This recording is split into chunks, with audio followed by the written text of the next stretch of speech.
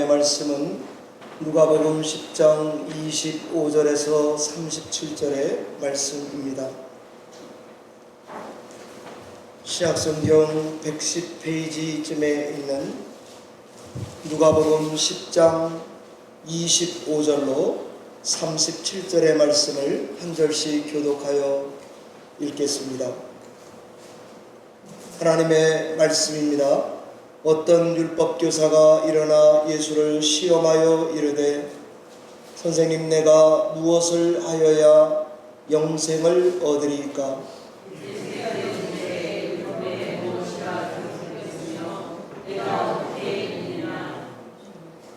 대답하여 이르되 내 마음을 다하며 목숨을 다하며 힘을 다하며 뜻을 다하여 주 너의 하나님을 사랑하고 또한 내 이웃을 내 자신같이 사랑하라 하였나이다.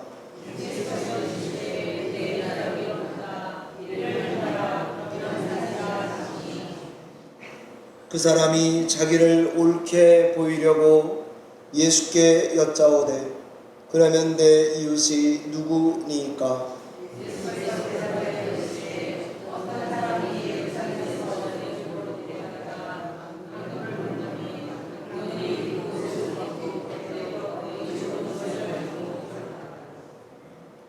마침 한 제사장이 그 길로 내려가다가 그를 보고 피하여 지나가고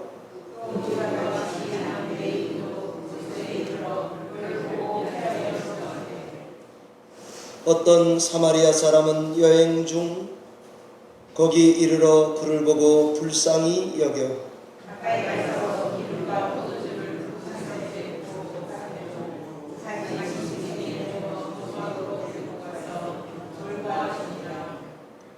그 이튿날 그가 주막주인에게 데나리온 2를 내어주며 이르되 이 사람을 돌보아 주라. 비용이 더 들면 내가 돌아올 때에 갚으리라 하였으니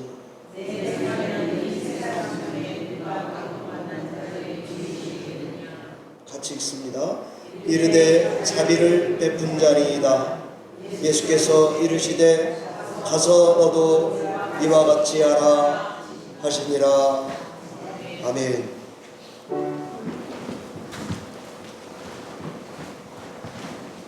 잠시 기도하겠습니다.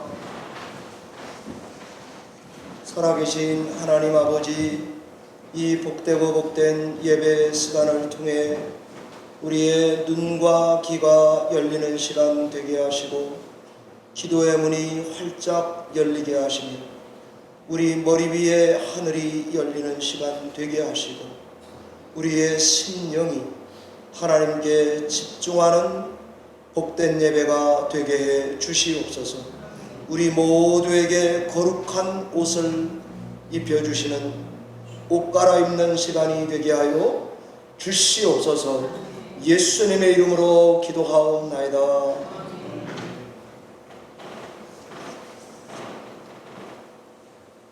오늘은 9월 첫째 주일입니다. 저희 자녀들은 새 학기를 맞아 학교로 기숙사로 돌아가고 있습니다. 어느새 코스모스 한들한들거리는 가을이 성큼 우리 곁으로 다가와 있습니다. 이런 때에 우린 오늘 이 예배 시간에 우리에게 주시는 말씀을 붙들고 실천하고 순종하며 살아가셔야 할 것입니다. 저는 신앙생활을 잘하는 노하우 중에 하나가 질문을 잘하는 것이다 라고 생각하고 있습니다. 질문을 잘하는 것, 좋은 질문을 계속 죽을 때까지 하는 것, 저는 그것이 신앙생활에서 아주 중요한 절대적인 노하우가 아닌가 하는 생각을 갖게 됩니다. 질문을 바르게 해야 바른 답을 얻을 수 있기 때문입니다. 그런데 질문을 했더라도 얼마의 시간이 지나고 나면 내가 어리석었구나, 또는 내가 아무것도 모르고 한 기도였구나 라는 것을 자주 깨닫게 되곤 합니다. 5년 전에 한국에서 드라마가 있었는데 검법남녀라고 하는 드라마입니다. 주인공 법의 학자가 백범이란 인물이 주인공입니다. 이 주인공이 습관처럼 자주 하는 말이 있는데 질문이 잘못됐어 라는 말입니다. 그런 습관처럼 질문이 잘못되었어 라는 말을 하며 다른 견습생들, 다른 사람들을 타박하곤 했습니다. 가령 누가 죽였을까요? 라고 질문하면 질문이 잘못됐어.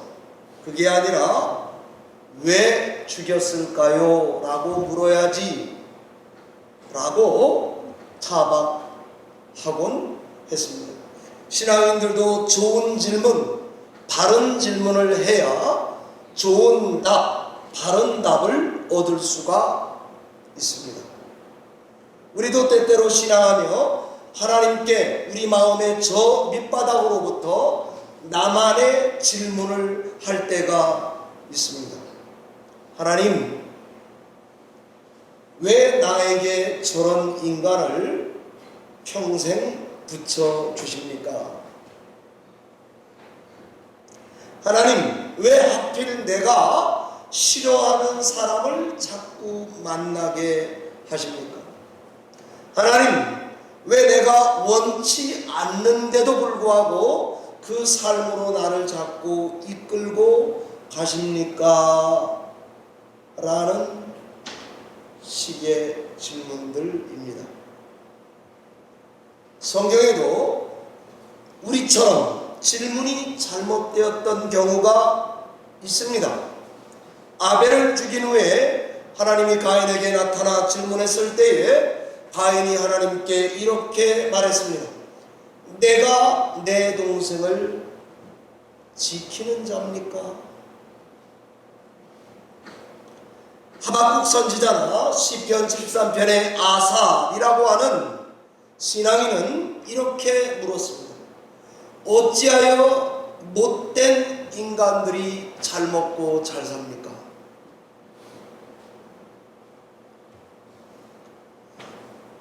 요나 선지자나 자마의 김춘근 장로님과 같이 왜 하필 납니까?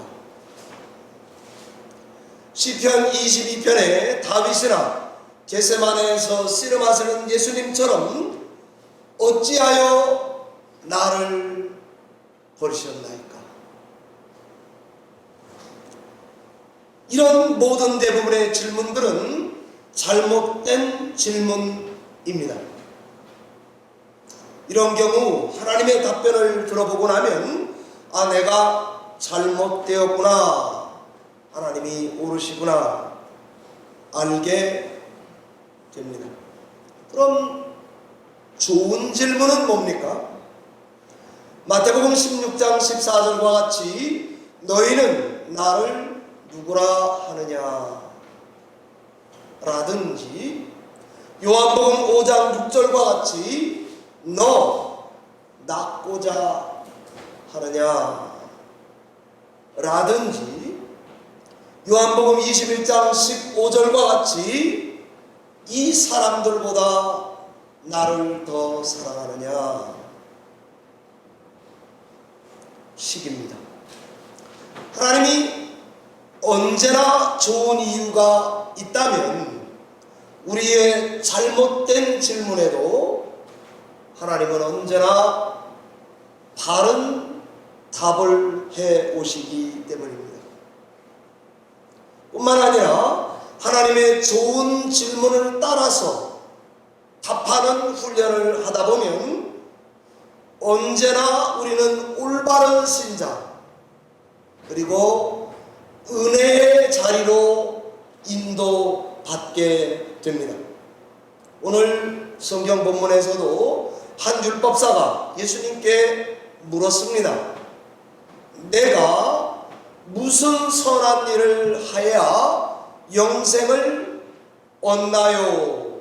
이 질문은 잘못된 질문입니다. 그의 질문을 보니 그는 잘못된 게 분명해 보이고 그는 이렇게 질문했어야 합니다. 선생님, 내가 영생이 필요한 사람인가요? 너 그런 사람이야. 그러면 주님 제발 날 좀 도와주십시오. 이런 식이어야 정상입니다. 율법사의 질문에 의하면 그는 구원이 필요 없는 사람 같습니다.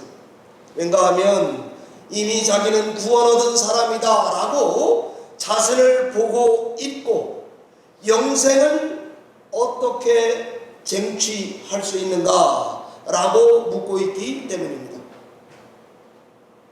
무엇을 해서 내 이 선한 행동을 기반으로 내 이 착한 행위를 근거로 내세에도 쭉 영원한 삶, 구원을 얻을까 라고 보고 있기 때문입니다. 영생이라고 하는 것은 신앙인들의 행위의 보상이나 착함의 대가라고 보고 있습니다. 그러나 이제 우리는 예수를 믿기 때문에 이 말이 옳지 않다라는 것을 잘 알고 있습니다. 영생은 선물입니다. 율법사가 반드시 알아야 하는 것은 자기 힘으로는 영생을 얻지 못한다는 거기서부터 질문했어야 합니다. 자기가 무슨 일이라도 해서 자기가 영생할 수 있다고 생각한다면 굳이 다른 사람의 도움이 필요하단 말입니까? 자기가 물에 빠져 지금 죽어가고 있다면 지가 수영해서 나오면 되지 굳이 뭘 사람 살려 한단 말입니다. 질문을 보니 그 사람이 잘못된 질문을 하고 있는 게 분명해 보입니다. 질문을 보니 이 사람은 정말 구원이 진짜 필요한 사람이로구나 알 수 있고요. 질문을 보니 이 사람은 자기가 왜 구원이 필요한지 아예 모르는 사람이구나 라는 것이 분명합니다. 오늘 예수님은 이 잘못된 질문에 좋은 답변으로 일관하고 있습니다. 율법엔 뭐라고 기록되었고 형제는 어떻게 있는가? 하나님 사랑하라, 이웃 사랑하라 라고 돼 있고 나는 그것을 율법을 지키는 것이다 라고 읽습니다. 입니다. 내 대답이 옳다. 그렇다면 너가 물어온 질문을 되돌려 줄 테니 한번 행해봐라. 그러면 살리라. 그러자 이 율법사는 자기 잘못된 질문이 들통난 것을 눈치채기 시작한 것 같습니다. 그렇다면 내 이웃이 누구입니까? 이 질문은 예수님께 그럼 내가 누구에게 이웃이 되어야 합니까? 라는 아주 잘못된 두 번째 질문입니다. 예수님은 선한 사마리아인의 비유를 이야기로 들려주면서 답했습니다. 질문하는 율법사를 보니 불치병에 걸린 회복불능의 중증 환자가 분명합니다. 예수님의 비유를 잘 들어보면 세 가지를 역으로 말씀하고 있습니다. 첫 번째는 강도를 만난 사람은 자기 스스로를 구원할 힘이 없다 하는 것이고요. 두 번째는 남을 불쌍히 여기는 마음, 긍휼히 여기는 것은 율법의 한계를 뛰어넘는 것이다 라는 것을 말하고, 세 번째는 하나님 사랑, 이웃 사랑, 그 사랑을 전달하는 방식과 태도, 중요하다 하는 것입니다. 첫 번째, 강도 만난 사람은 스스로 구원할 힘이 없는 사람입니다. 그렇습니다. 여기 강도 만난 피투성이가 된 사람이 있습니다. 생각해 보시기 바랍니다. 진짜 구원이 필요한 사람은 어떤 사람입니까? 진짜 남의 도움이 필요한 사람은 사람 살려 외쳐야 되는 사람일 것입니다. 911에 전화를 걸어서 도움을 받아야 할 것입니다. 아니, 돈이나 흥정이나 거래나 체면은 둘째치고 사람 살려 911조차도 내 스스로 할 수 없는 사람 아니겠습니까? 그 사람이 뭘 치료비를 생각하고 숙박비를 계산해 본다는 말입니다. 그런 처지에 처한 사람이 진짜 구원이 필요한 거 아니겠습니까? 이 율법에서, 이 비유에서 율법사는 내가 그런 인생이지 라고 깨달았을 것이고, 내 질문이 잘못됐다는 것을 알았을 것입니다. 오늘날 우리 주변, 우리 교회 안에도 이렇게 신앙하는 사람들이 제법 많습니다. 자기의 도덕적 깨끗함을 찾아다니는 구도자식의 신앙인들 말입니다. 이 교회 저 교회를 전전해 보면서 애들 교육에 좋은 교회, 내가 교제할 수 있는 교회, 말씀이 은혜스럽게 전달하는 목사를 찾아 교회를 전전하거나 평가할 수 있겠습니다. 만일 그러하다면 그 사람이야말로 오늘 율법사와 같지 않겠습니까? 왠가 하면 그런 사람은 아직 자기가 뭔가라도 몽뚱어리라도 꼼지락거려서 살아갈 수 있다, 선택을 잘하면 좋은 신앙생활이 하이웨이야, 고속도로야 라고 믿는 주제 같아 보입니다. 돈 좀 있으면 어깨 목에 힘들어가고 돈 없으면 굽실거릴 사람 같아 보이지 않습니까? 이렇게 생각하는 사람일수록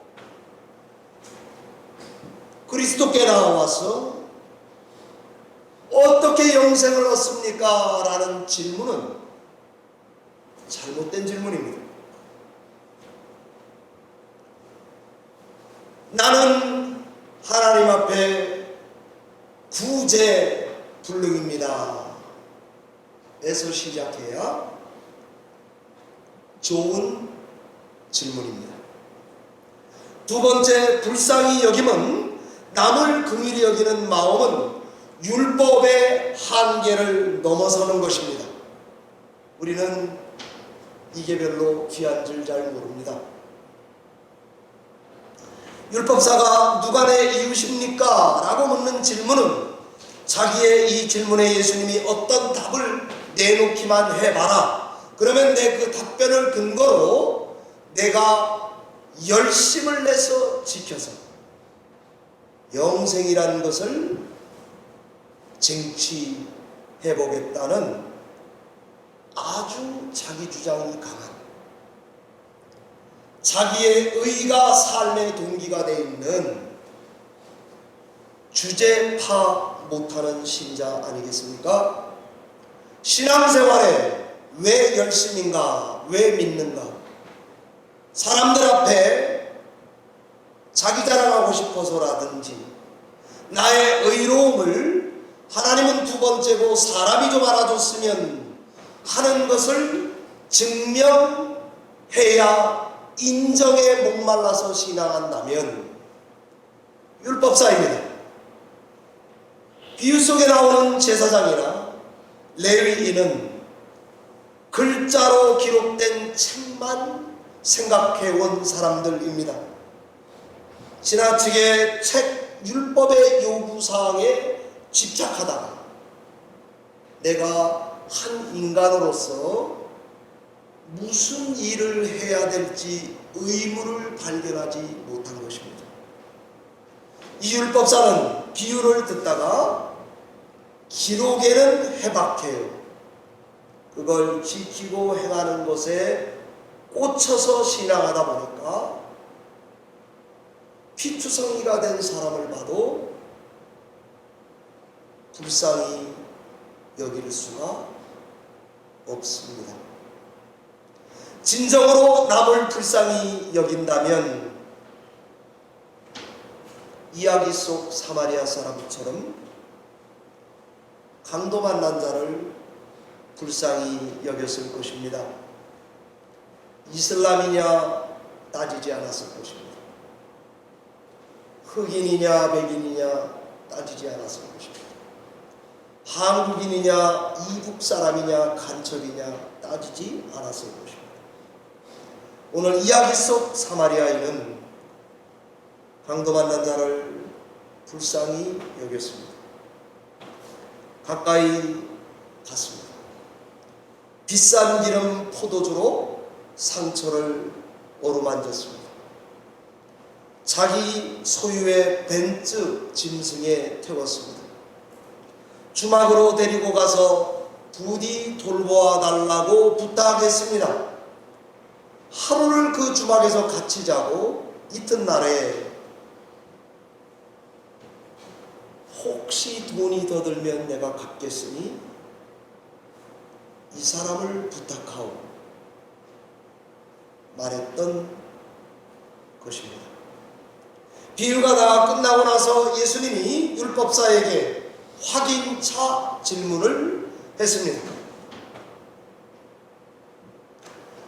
누가 이 강도 만난 자의 이웃입니까? 율법사는 이야기를 다 듣고 차마 입이 떨어지지 않았나 봅니다. 원래 답변은 사마리아인이요 라고 말해야 좋은 답변입니다. 그런데 자기들이 개 취급하고 거룩하지도 의롭지도 순결하지도 않은 혈통 사마리아인이란 말을 입에 담기도 싫어서 자비를 베푼 자요 라고 겨우 말하고 있습니다. 답변은 했지만 난 자비 없이 신자 노릇을 했습니다 라는 고백과도 같습니다. 그런 사람에게 주님이 너도 가서 이와 같이 하라 라고 말씀하신 것입니다. 우리는 성경을 읽을 때 은혜되는 구절에 밑줄 쫙 마지막 구절에 줄을 칠 것입니다. 그리고는 주님이 사마리아 사람처럼 행하라 했으니까 나도 착한 일 하면서 신앙해야지. 그러면 10점짜리 성경 읽기 일꾼입니다. 빵점입니다. 왠가 하면 예수님은 항상 이적을 베푸시거나 비유를 가르치실 때에 자기 자신을 세상에 드러내는 가르침을 하셨습니다. 비밀입니다. 드러나면 복음입니다. 이야기입니다. 듣고 나면 괴롭습니다. 하나님을 더 볼 수 있게 하는 계시의 도구로 쓰셨던 것을 알 수가 있습니다. 그러니까 질문이 틀린 것입니다. 우리가 해야 할 올바른 질문은 이런 것들입니다. 누가 강도 만난 자인가요? 누가 사마리아인인가요? 누가 구원이 필요한가요? 도대체 누가 이런 엄청난 구원을 베푼 자인가요? 질문해보아야 했습니다. 자비를 베푼 자입니다. 비유를 들으며 율법사는 내가 생각하는 이웃은 동족입니다. 같은 남한 사람이에요. 내가 실천하려는 사랑은 책에 갇힌 한국말 하는 심정적으로 편한 사람, 한아름에 들락거릴 수 있는 사람, 그게 우리의 이웃입니다. 유치뽕짝입니다. 사랑하느냐 안 하느냐가 이렇게 중요합니다. 어떻게 사랑을 나타내느냐도 상당히 중요합니다. 만약에 첫 단추가 잘못 끼어지면, 긍휼이 없으면, 동족 개념이 잘못되면 그 다음에 행하는 아무런 선행이라도 상관없습니다. 잘못된 것입니다. 그래서 우리 신앙을 근본적으로 다시 돌이켜보도록 만드는 말씀 아닙니까? 마음의 진정성만 있다면 밖으로 나타나는 사랑의 방식도 정당할 것입니다. 하나님 앞에 아무것도 할 수 없는 자라고 인정한다면 그 순간에 예수 그리스도의 사랑을 곧바로 실천할 수 있는 준비가 된 사람 아니겠습니까? 아내가 남편 사랑하는 방식과 남편이 아내 사랑하는 방식이 다르다는 것을 잘 알고 있습니다. 남편이 아내를 행복하게 하는 방법은 30가지 플러스 알파입니다. 아내가 남편을 행복하게 하는 방법은 딱 3가지밖에 없습니다. 제가 찾아보니까 남편이 아내를 행복하게 할 수 있는 방법은 안아준다, 명품백 사준다, 가끔 요리해준다, 뽀뽀해준다, 백허그 해준다, 같이 쇼핑도 간다, 빨래도 해준다, 분리수거 해준다, 설거지도 해준다, 일찍 집에 온다, 올 땐 밥 먹고 들어온다, 장모님께 잘한다, 애들 교육 신경 쓴다, 결혼기념일 반드시 지킨다, 아내 어깨를 주물러 줘야 된다, 아내 말씀하실 때는 잘 들어야 한다 등등 플러스 50까지. 남편은 쉽습니다. 적을 필요도 없습니다. 딱 3가지입니다. 잘 먹인다. 둘째, 제때 재운다. 셋째, 가만히 내버려 둔다. 쉽죠? 방식이 다른 거예요. 제가 살아보니까 이런 거에 카테고리에 안 들어가려고 하니까 저도 여기에 이미 들어가 있더라고요. 열심히 하다가 죽으면 될 것 같습니다. 김창옥 씨가 이런 말을 하시더라고요. 늑음과의 등 뒤가 자꾸 보이면 진짜 사랑이 시작된 것이라고 하더라고요. 나는 을, 상대는 갑. 상대가 자꾸 나에게 갑질을 해요. 진짜 사랑은 갑질을 하는데도 불구하고 내가 을로 있으면서 사랑을 멈추지 않는 것입니다. 이런 사랑 세상에 어딨나 보니까 부모님들이 그렇게 하시더라고요. 우리 한국의 제 여동생이 어머니에게 다 잘해주고 한 번 바가지를 긁습니다. 그러면 저희 어머니는 아무것도 안 해주는 미국에 있는 아들이 곁에 쨍쨍거리는 딸보다 100배 낫다고 아침마다 고백을 하십니다. 제가 보면 불쌍하기 그지없습니다.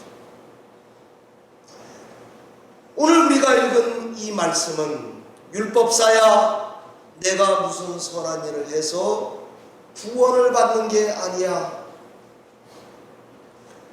구원을 받기 위해서 너가 할 수 있는 건 아무것도 없어. 네가 생각하는 동족 이웃들은 널 위해 아무것도 해줄 수 않아. 심지어 그들은 너를 위해 뭘 하기를 싫어하고 그냥 가는 사람들이야. 다 인간은 자기 자신만을 위해 살아가지. 이웃을 사랑해야 영생이 오는 게 아니야. 지금 너와 대화하는 사마리아인 같은 나, 예수 그리스도가 네 눈앞에 있는 내가 너에게 유일한 구원자로 왔다라고 말하는 것 같습니다.